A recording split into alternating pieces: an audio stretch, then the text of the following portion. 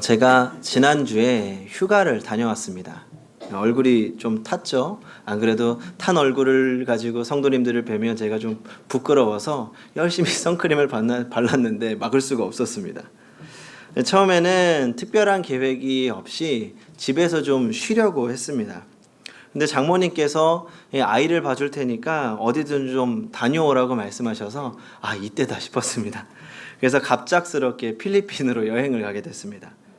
제가 평생 가보고 싶었던 나라 중 하나가 이 필리핀의 보라카이라는 곳입니다. 이 바다가 아름답기로 유명합니다. 이번 기회를 놓치면 앞으로 몇 년간은 힘들지 모르겠다는 생각에 하루 만에 결정을 하고 하루 만에 무작정 여행을 떠났습니다. 근데 가는 동안 우여곡절이 참 많았습니다.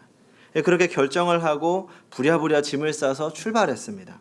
예상했던 것보다 늦어져서 겨우 시간에 맞춰 공항에 도착했는데 한참이 지나도 비행기 타라는 말이 없는 겁니다. 그래서 기다리고 있는데 매니저처럼 보이는 사람이 나와서 이렇게 이야기했습니다. 비행기가 기체 결함으로 수리 중인데 아무래도 오늘 비행기가 취소될 것 같습니다.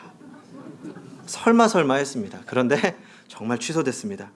그 순간 제가 목사라는 것도 있고 큰 소리로 아니 이게 도대체 무슨 일이냐, 어떻게 된 거냐, 무슨 말도 안 되는 거냐, 제가 소리를 지르고 싶었는데 겨우 참고 기다렸습니다. 결국 비행기가 취소되고 15시간 후인 다음 날 아침에 출발하게 됐습니다. 가는 동안 생각이 많아지더라고요. 짧은 일정이지만 겨우 시간을 냈는데 하루가 사라져 버리니까 속상하기도 하고 그 빌린 숙소 값은 어떻게 할 거고, 이거 하나님이 기도 안 하고 놀러 간다고 벌 주시나, 이런저런 생각을 하다가 드디어 도착했습니다. 그래도 막상 도착해서 푸른 바다와 하늘을 보니까 마음이 시원해지고 힐링이 되는 것 같았습니다. 그런데 또 도착하니까 놀라운 점이 하나 있었습니다. 여기가 도대체 한국인지 필리핀인지 헷갈리는 겁니다. 알고 보니까 전체 관광객 중에 한국인이 33% 이상을 차지한다고 합니다. 물론 중국인이나 다른 나라 사람들도 많았습니다. 근데 길거리를 다니면 호객 행위를 하는 분들이 기가 막히게 알아보고 한국말로 얼마예요? 쌉니다. 깎아줄게요. 그렇게 이야기를 했습니다. 그리고 나서 제가 주위를 돌아보니까 한국 사람들은 한국 사람 티가 났습니다. 최근에 우리나라에서 유행했던 이 래시가드라는 수영복을 입고 다니거나 아니면 밀짚 모자를 하나 쓰고 가슴에는 선글라스를 하나씩 끼고 다니고 합니다. 그래서 겉으로만 봐도 충분히 한국 사람을 구별할 수가 있습니다. 그런데 또 가끔 헷갈리는 분들도 계십니다. 이 외모가 헷갈리는 거죠. 제 모습도 좀 헷갈렸는지 제가 지나가는데 자꾸 저보고 니하오 그러는 겁니다. 그래서 아니다, 여기서 나는 I'm Korean 강하게 얘기를 하고 그러면 어떻게 한국 사람인지 중국 사람인지 알 수 있을까요? 헷갈렸을 때 간단합니다. 말을 걸어보면 됩니다. 말을 걸어서 한국말 하면 한국 사람입니다. 제가 여행을 하는 동안 이런 생각을 했습니다. 한국 사람은 한국 사람 티가 나는 것처럼 그리스도인들은 그리스도인의 티가 나면 좋겠다 생각했습니다. 물론 티내는 거 쉽습니다. 옆구리에 성경책 끼고 하루 종일 돌아다니면 제 교회 다니는구나 알 수 있습니다. 아니면 길거리에서 예수 믿으세요 큰 소리 쳐도 다 압니다. 그런 것이 아니라 우리의 말이나 행동에서 예수 그리스도의 성품이 자연스럽게 흘러나와서 저 사람은 그리스도인이구나, 저 사람은 예수 믿는 사람이구나, 이런 구별됨이 자연스럽게 흘러나오기를 바라는 것입니다. 성도 여러분, 그렇다면 어떤 사람이 그리스도인입니까? 우리는 무엇이 믿지 않는 사람들과 다른 것입니까? 한국 사람처럼 옷을 입거나 한국말을 한다고 해서 한국 사람이 아닙니다. 한국 사람의 정체성을 가지고 대한민국에 속한 국민으로 대한민국의 법을 따라 사는 사람이 한국 사람입니다. 마찬가지로 그리스도인은 그리스도인의 정체성을 가지고 하나님께 속한 사람으로 살아가는 사람입니다. 하나님의 방식으로 생각하고 하나님의 방식대로 행동하는 사람이 그리스도인이라는 것입니다. 오늘 말씀 속의 바울은 대표적인 그리스도인입니다. 지난 시간에 나눈 것을 기억하십니까? 에베소서 3장 1절부터 13절까지는 바울의 빗나간 신앙 고백입니다. 이 바울의 신앙 고백은 한마디로 한다면 나는 그리스도인입니다 라고 요약할 수 있습니다. 특히 3장 1절에는 사도 바울의 놀라운 고백이 나와 있습니다. 우리 한번 3장 1절을 같이 읽어보겠습니다. 시작. 이러므로 그리스도 예수의 일로 너희 이방인을 위하여 갇힌 자 된 나 바울이 말하거니와. 한글 성경은 이렇게밖에 번역이 안 됩니다. 그런데 헬라어 원문을 보면 좀 다르게 표현되어 있습니다. 그리스도의 죄수된 나 바울은. 그리고 에베소서 4장 1절을 같이 한번 읽어보겠습니다. 시작. 그러므로 주 안에서 갇힌 내가 너희를 권하노니 너희가 부르심을 받은 일에 합당하게 행하여. 여기서도 주 안에서 갇힌 내가 라고 번역이 되어 있는데 이 말도 예수의 죄수된 나 바울은 이라는 뜻입니다. 오늘 이 말씀은 우리가 매우 주의해서 읽어야 합니다. 지금 사도 바울은 감옥에 갇혀 있는 상태입니다. 그렇다면 어느 나라의 죄수입니까? 로마의 죄수였습니다. 로마 정부의 죄수입니다. 그런데 사도 바울은 로마의 죄수로 불려갔음에도 불구하고 자신은 그리스도의 죄수다라고 말하고 있는 겁니다. 이것은 우리의 인생을 어떻게 해석하는가에 대한 사도 바울의 대답이라고 할 수 있습니다. 인생은 어떤 면에서 해석이라고 할 수 있습니다. 그 인생의 중심, 그 인생이 누구의 통제 아래 있는가, 어디에 속해 있는가를 아는 것이 중요합니다. 사람들은 자신의 인생이 물질에 지배받는 인생이라고 생각합니다. 그래서 보다 많은 물질을 가지고 자신의 인생을 통제하려고 합니다. 거기에 기쁨이 있습니다. 또 어떤 사람들은 권력의 통제를 받는다고 생각합니다. 그래서 보다 많은 힘을 가지려고 하고 정치를 통해서 어떻게든지 자기의 힘을 행사하려고 합니다. 그런데 바울은 이렇게 말하는 겁니다. 내 인생을 통제하는 것은 이 나라의 권력이 아니라 하나님이시다. 하나님께서 나를 가두셨고 이 가두심을 통한 하나님의 목적과 계획이 있다는 것입니다. 우리 오늘 말씀 6절과 7절을 같이 읽어보겠습니다. 시작. 이는 이방인들이 복음으로 말미암아 그리스도 예수 안에서 함께 상속자가 되고 함께 지체가 되고 함께 약속에 참여하는 자가 됨이라. 이 복음을 위하여 그의 능력이 역사하시는 대로 내게 주신 하나님의 은혜의 선물을 따라 내가 일꾼이 되었노라. 아멘. 무슨 말입니까? 지금 내가 감옥에 갇힌 이 모든 것은 이방인들에게 복음을 전하게 하기 위한 하나님의 선물이다 라는 뜻입니다. 그리고 여기서 또 놀라운 표현이 있습니다. 하나님의 은혜의 선물을 따라 내가 일꾼이 되었노라. 지금 바울의 신분은 죄수입니다. 죄수는 수동적인 상태입니다. 자신의 의지로 할 수 있는 것이 없습니다. 그리고 가장 비참한 상태입니다. 그런데 바울은 지금 자신의 상태에 대해서 가장 긍정적이고 능동적인 단어를 사용하고 있습니다. 은혜, 선물, 그리고 일꾼. 이것은 바울이 자신을 바라보고 세상을 바라보는 관점이라고 할 수 있습니다. 그리고 그리스도인이 자신의 삶을 바라보는 관점이 되어야 한다는 것입니다. 제 친구 목사님 중에 청년 사역을 굉장히 열심히 하시고 또 잘하시는 분이 한 분 있습니다. 그 흔히 말하는 최근에 가장 핫한, 가장 뜨는 청년 사역자 목사님 중에 한 분입니다. 이분이 온누리교회에서 청년 사역을 하고 또 전주대학교에서 채플 강사를 하면서 믿는 사람들뿐만 아니라 믿지 않는 친구들에게도 굉장히 선한 영향을 많이 끼쳤습니다. 또 저기 논산훈련소에 가서 정기적으로 군인들을 대상으로 또 말씀을 전하시기도 합니다. 지금 우리 행복한 교회에서 이 청년부가 조금씩 꿈틀거리고 있습니다. 기대가 되는 친구들 중에 하나입니다. 그래서 제가 이 친구들을 어떻게 양육하고 가르쳐야 될까 고민이 되다가 이제 그 친구 목사님을 만나서 우리 교회 청년들을 어떻게 교육해야 될지, 어떻게 양육해야 될지 좀 이야기를 나누고 만나서 조언을 좀 받기로 했습니다. 근데 이야기를 나누다가 이 목사님이 하루는 한 청년에게 질문을 받았습니다. 목사님, 제가 지금 인생의 기로에 서서 하나님의 뜻을 구하며 열심히 기도하고 있는데 여전히 어떤 것을 선택해야 할지 잘 모르겠어요. 아직 분명하고 확실한 응답이 없는 것 같아서 답답하고 힘들답니다. 이건 많은 청년들의 고민입니다. 그러자 이 목사님은 그 청년에게 이렇게 대답을 해 주었습니다. 청년의 때는 언제나 선택과 결정에 대한 고민들이 많은 시기죠. 나를 향하신 하나님의 뜻이 어디에 있는지 잘 모르겠다며 고민하고 힘들어하는 청년들을 위해서 작은 팁 하나를 나눌까 합니다. 더 이상 하나님의 뜻이 A일까 아니면 B일까 고민하면서 청춘의 귀중한 시간을 낭비하지 마세요. 먼저 다음의 4가지 명제를 항상 기억하세요. 하나, 하나님은 실수가 없으신 분이십니다.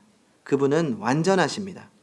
둘, 완전하신 하나님께서 나의 목자 되시며 오늘도 나를 이끌어 가십니다. 셋, 나는 기도하는 사람입니다. 또한 하나님의 사랑받는 자녀입니다. 넷, 아버지는 자녀에게 가장 좋은 것을 주십니다. 비록 내가 원했던 것과는 다르게 보일 때도 있지만 말입니다. 그러면서 아직도 고민하고 있다면 그것은 아마도 아직 믿지 못하거나 혹은 믿는다고 하면서 여전히 자신을 위해서 계산하고 있기 때문이라는 것입니다. 만일 하나님께 전심으로 기도한 뒤에 결정한 일이라면 비록 지금은 확신이 들지 않더라도 혹은 자꾸만 두려운 마음이 엄습해 올지라도 담대하게 걸어가야 한다는 겁니다. 왜냐하면 믿음이란 눈에 아무 증거가 아니 보이고 귀에 아무 소리가 아니 들려도 오직 믿음만을 가지고서 늘 걸어가는 것이기 때문입니다. 오늘 12절과 13절을 우리 한번 같이 읽어보도록 하겠습니다. 시작. 우리가 그 안에서 그를 믿음으로 말미암아 담대함과 확신을 가지고 하나님께 나아감을 얻느니라. 그러므로 너희에게 구하노니 너희를 위한 나의 여러 환난에 대하여 낙심하지 말라. 이는 너희의 영광이라. 아멘. 성도 여러분, 우리에게 가장 좋은 것을 예비하신 하나님을 신뢰하시기 바랍니다. 그리고 담대함과 확신으로 믿음의 도전을 이루어 가시기 바랍니다. 그러면 그 뒤는 우리 하나님께서 해결해 주실 것입니다. 오늘 담대하게 신앙 고백을 하고 있는 바울의 인생이 그랬습니다. 사도 바울이 꼭 복음을 전하고 싶었던 2곳이 있습니다. 바로 한 곳은 예루살렘이고 다른 한 곳은 로마였습니다. 그런데 결국 바울은 로마의 죄수로 예루살렘에 가게 됐습니다. 이 사도행전을 보면 유대인들이 바울을 죽이기 위해서 온갖 방법을 동원합니다. 그 중에 40명의 결사대로 뭉쳐서 바울을 죽이기로 공모합니다. 우리 사도행전 23장 14절을 같이 읽어보겠습니다. 시작. 대제사장들과 장로들에게 가서 말하되 우리가 바울을 죽이기 전에는 아무것도 먹지 않기로 굳게 맹세하였으니. 이들은 이제 로마로 가는 길에 매복해서 바울을 지켜봤습니다. 만약 바울이 죄수의 신분으로 가지 않고 아무 생각 없이 복음을 전하겠다는 일념으로 예루살렘을 거쳐서 로마로 가게 되었다면 그는 절대로 로마에 도착하지 못하고 중간에 살해되었을 것입니다. 그런데 40여 명이 매복해서 기다리는 것도 알고 누군가 그것을 천부장에게 이야기합니다.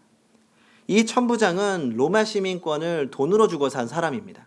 하지만 바울은 날 때부터 로마 시민권을 가지고 있던 사람입니다. 근데 가이사에게 호소한 사람을 호송하다가 어떤 이유에서든지 그 죄수가 죽게 되면 천부장은 자신의 목숨을 내놓아야 됩니다. 그래서 사도행전 23장을 보면 천부장이 군사를 동원해서 죄수가 된 바울을 호위하고 가이사랴로 옮기게 됩니다. 그때 몇 명을 동원했는 줄 아십니까? 보병 200명, 기병 70명, 창을 든 군인 200명, 도합 470명입니다. 바울이 돈을 주고 사람을 산다고 하더라도 어떻게 로마군 470명의 호위를 받으면서 가이사랴로 갈 수 있었겠습니까? 불가능한 일입니다. 그렇게 간 것뿐만 아니라 마차에 태워서 모든 것을 방비하고 나서 호송을 합니다. 그리고 시간이 한참 흘러서 사도 바울이 로마에 도착합니다. 그런데 또 막상 로마에 도착하고 보니까 가이사에게 호소한 사람이 너무 많아서 줄 서서 기다려야 되는 겁니다. 그렇게 또 로마에서 몇 년을 보냅니다. 게다가 또 감옥이 다 차서 집을 따로 얻어서 나가 살아야 됐습니다. 이 로마 정부에서 얻어준 집에서 살았는데 그 한 가지 제약은 그 집에서 나갈 수가 없다는 겁니다. 그런데 또 바울은 로마 황제의 재판을 받기 전까지는 완전한 죄인이 아니었기 때문에 대우도 좋았습니다. 찾아오는 손님들은 모두 만날 수 있었습니다. 그렇게 바울은 찾아오는 사람들에게 복음을 전하고 또 복음을 영접한 사람들을 대상으로 제자 훈련도 시켰을 겁니다. 그동안 그는 그렇게도 전하고 싶었던 로마의 복음을 전할 수 있게 되었던 겁니다. 바로 이것이 하나님의 방식입니다. 우리의 인생도 마찬가지입니다. 많은 사람이 실망하고 주저앉는 가장 큰 이유는 하나님의 관점이 아니라 육신의 관점으로 자신의 삶을 바라보기 때문입니다.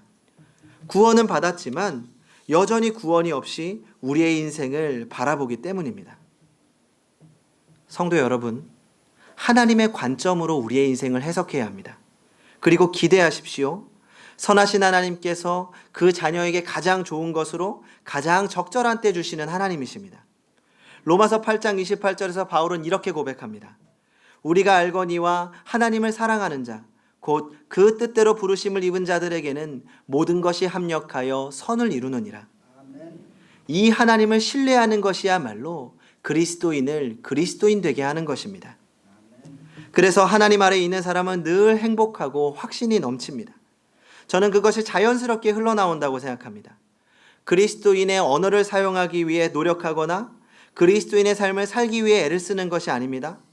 우리가 물질이 많아서 힘이 있어서 자신감이 넘치는 것이 아니라 전능하신 하나님을 믿는 믿음이 자연스럽게 우리 안에서 풍성하게 흘러나오는 것입니다. 그래서 우리와 말을 섞는 사람들이 우리에게서 하나님을 발견하기를 소망합니다. 우리가 말하지 않아도 우리가 다르다는 것을 알기를 바랍니다. 자연스럽게 그리스도의 풍성함이 드러나게 하는 것입니다. 이제 하나님의 관점으로 인생을 바라보았던 사람, 그리고 하나님의 일꾼으로서 이 땅을 밝게 비추었던 한 사람을 소개하려고 합니다. 1963년 태어날 때 의사의 실수로 뇌성마비 판정을 받은 아기가 있었습니다. 아기의 부모는 가난 때문에 치료는커녕 제대로 된 음식조차 해줄 수 없었습니다. 어린 시절의 고통은 마음까지 멍들게 했고 사춘기 소녀가 된 아이는 삶을 저주하며 반항했습니다. 한참 호기심도 꿈도 많을 10대 소녀는 도리어 극심한 절망감 속에 살았습니다. 일어서기도 어려운 몸을 세워 창밖을 바라보면 자신과는 상관없는 꿈만 같았습니다. 아무도 없는 빈방, 소녀가 부르짖을 대상은 하나님뿐이었습니다. 원망도 투정도 하나님 앞에 모두 쏟아놓았습니다. 그러자 눈물과 땀에 젖은 소녀의 가슴에 한 줄기 빛이 들어오기 시작했습니다. 하지만 그래도 가난과 외로움은 여전했습니다. 휠체어도 없이 작은 방 안에서 눈물을 흘리는 날도 계속됐습니다. 어느 날 하나님의 분명한 음성이 시로써 들려왔습니다. 처음에는 그 글을 인정할 수도 쓸 수도 없다고 버텼습니다. 하지만 결국 하나님의 뜻에 순종하며 소녀는 토막 연필을 쥐고 받아 적기 시작했습니다. 삐뚤삐뚤한 글씨는 소녀의 고백이었습니다.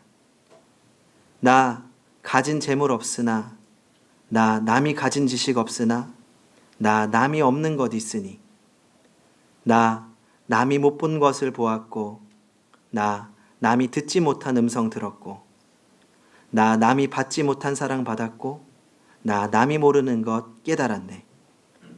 공평하신 하나님이 나 남이 가진 것 나 없지만 공평하신 하나님이 나 남이 없는 것 갖게 하셨네.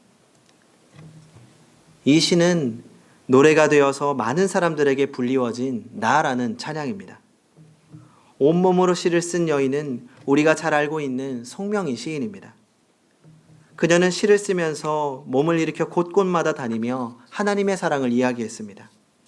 한 번은 송명희 시인의 삶에 감동받은 분들 가운데 미국에서 치료를 받도록 후원해 주겠다는 분이 나타났습니다. 하지만 그녀는 작은 몸을 뒤척이며 조용히 말했습니다. 주님이 만들어 놓으신 이대로 그냥 살겠어요. 난 이대로가 좋아요. 그녀는 펜 하나 주기 어려운 몸으로 가는 곳마다 이렇게 고백을 하고 있습니다. 송명희 시인은 자신의 삶을 사람의 눈으로 바라보지 않았습니다. 하나님의 눈으로 자신을 바라보았습니다.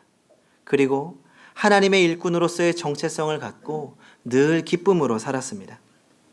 그렇기 때문에 믿는 사람들뿐만 아니라 믿지 않는 사람들 모두에게 주님의 선하심을 증거할 수 있었던 것입니다.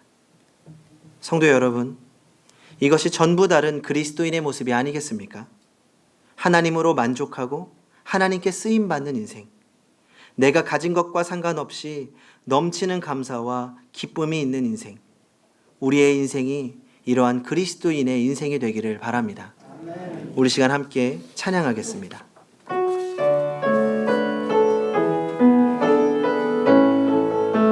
나 가진 재물 없으나 나 가진 재물 없으나 나 남이 가진 지식 없으나 나 남에게 있는 건강 있지 않으나 나 남이 없는 것 있으니 나 가진 재물 없으나 나 가진 재물 없으나 나 남이 가진 지식 없으나 나 남에게 있는 건강 있지 않으나 나 남이 없는 것 있으니 나 남이 못 본 것을 보았고 나 남이 듣지 못한 음성 들었고 나 남이 받지 못한 사랑 받았고 나 남이 모르는 것 깨달았네.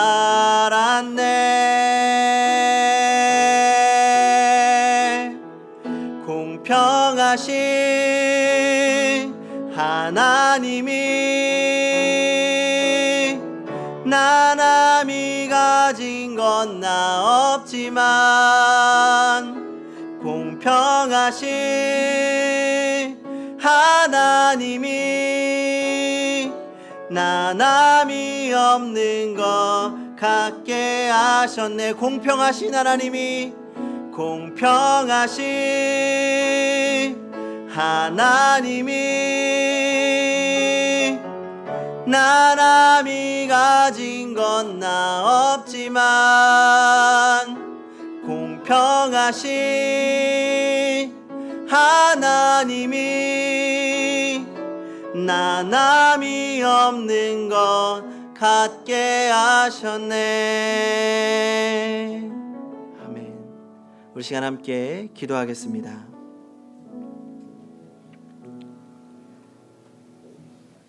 주님, 우리의 삶에 늘 크신 사랑과 기쁨으로 함께 하시니 감사드립니다.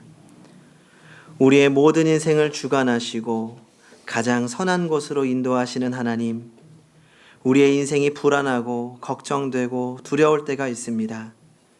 그래서 하나님을 선택하기보다 우리 자신의 안위를 먼저 걱정할 때가 많았습니다. 그래서 그리스도인이면서 그리스도인이 아닌 것처럼 살아왔습니다. 하지만 주님, 이 시간 간절한 마음으로 기도하오니 하나님이 우리의 하나님 되심을 신뢰하게 하여 주시옵소서. 내게 없는 것을 바라보기보다는 하나님이 주신 것을 바라보고 두렵고 떨리는 인생이지만 하나님께서 우리를 인도하심을 믿으며 늘 담대함과 기쁨과 확신이 넘치는 인생을 살게 하여 주시옵소서. 그렇게 하나님께 속한 전부가 다른 그리스도인으로 살게 하여 주시옵소서. 연약한 우리의 인생을 끝까지 붙들어 주실 줄 믿으며 우리 주 예수님의 이름으로 기도하옵나이다. 아멘.